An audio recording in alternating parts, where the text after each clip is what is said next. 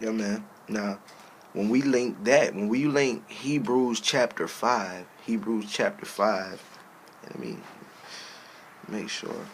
Right, when we link Hebrews chapter 5, and when it talks about, when it talks about us being babes in Christ, because we are unskilled in the word of righteousness, and that would make us a babe, and that we need milk, and really, we actually are hooked to the milk when actually we need the spiritual meat, you know, when we need to be into the meat and potatoes things, you know what I'm saying? And right here it says this, right here it says this: for everyone who partakes only of milk is unskilled in the word of righteousness, for he is a babe. That's Hebrews chapter 5, verse 13. Hebrews chapter 5:13. And when you connect it with First Corinthians chapter 3, you flip to First Corinthians chapter 3. First Corinthians chapter 3, and right there as soon as it starts, and I, brethren, cannot speak to you as spiritual people, because you're too carnal, as babes in Christ. You're babes in Christ. I fed you with milk and not with solid food, for until now you were not able to receive it, and even now you are still not able, for you are still carnal. For where there are envy, strife, and divisions among you, are you not carnal and behaving like mere men? Now that was just powerful. Good Lord. I gotta read that verse 3 again. For you are still carnal. For where there are envy, strife, and divisions among you, are you not carnal and behaving like mere men? Lord. That's just heavy. It said behaving like mere men, which is actually a sarcastic front from the Bible. Are you not behaving like mere men? You know what I'm saying? Which calls us. It's a sarcastic call, to us to step into our responsibility of doing God's work and being God's. You understand? Doing God's work, and casting away all lies by truth and by intelligence and knowledge and wisdom. You know, are you not behaving like mere men? And I fed you with milk and not with solid food. From until now you weren't even able to receive it, and even now you still not able to receive it. You still not able to take the damn truth. Mm, because solid food is the truth. When somebody got to give you milk, that means they got to be nice to you, and they got to, that means you don't even know how to accept the truth. Bottom line, really. When we have to give it to you in milk, that means you're a spiritual babe. That means you're still on mama titty. You know. So there you have it. There you have it. The call. Say you're behaving like mere men. The call to be the gods that we are. To be the gods and goddesses. I'm sorry. I apologize. To be the gods and goddesses and gods that we have been called to be, and that we are. Ashe. All right.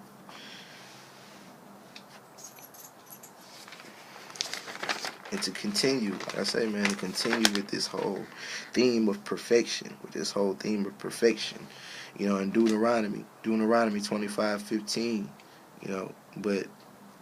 but thou shalt have a perfect and just weight, a perfect and just measure shalt thou have, so your days may be lengthened. A perfect and just measure shalt thou have, so your days shall be lengthened. A perfect and just weight, a perfect and just measure. And I believe that's in Proverbs or Psalms. We're going to get to that later, where we're going to connect this verse to the one in Proverbs. Like I said, it's either Proverbs or Psalms, but we're going to connect this one about the just weight and the just measure, because there's a part in the Bible where it talks about the Lord hates dishonest scales. Dishonest scales, which means basically he hates the American goddamn system because it's a dishonest scale. You understand? And that's that. There you have it. The Lord loves honest weight. He loves honest weight in a perfect measure. You know what I'm saying? Our days can be lengthened through that. But dishonest scales and unfair judgment, this is what the Lord hates, and I'm going to show y'all that later on. We're going to connect that to that one. All right. Second Sam, chapter 22, verse 33. God is my strength and power, and He maketh my way perfect. and he maketh my way perfect. 2 Sam 22, verse 33. God is my strength and power, and he maketh my way perfect. You know. First Kings chapter 8, verse 61. Let your heart therefore be perfect. Let your heart therefore be perfect. You know. 1 Kings 11, 4. 1 Kings chapter 11, verse 4. For it came to pass, when Solomon got old, his heart was not perfect with the Lord. For it came to pass, when Solomon got old, his heart was not perfect with the Lord. You know. 1 Kings 15:14. But the high places were not removed. Nevertheless, Asa's heart was perfect with the Lord all his days. Now, I don't know if y'all really hear the recurring theme inside the recurring theme of perfection. But the recurring theme inside the recurring theme of perfection is perfection in the heart. Perfect in the heart. Perfect in the heart. You know, the word perfect almost isn't mentioned without the word heart in this Bible. You know, every time the word perfect is mentioned, you know, most of the time the word heart is mentioned with it as well. So what we're looking for is a perfect heart, a perfected heart, which goes back to what I was saying. The only way to have that perfected heart is to understand when we're wrong, know when we're wrong, and be sincerely, you know, sincerely, you know, remorseful for our actions, and to show that remorse, you know, through our actions, you know.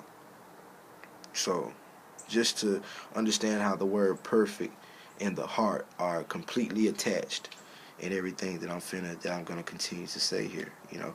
But back, you know, 1 Kings 15:14. Once again, 1 Kings chapter 15, verse 14. But the high places were not removed. Nevertheless, Asa's heart was perfect with the Lord all his days.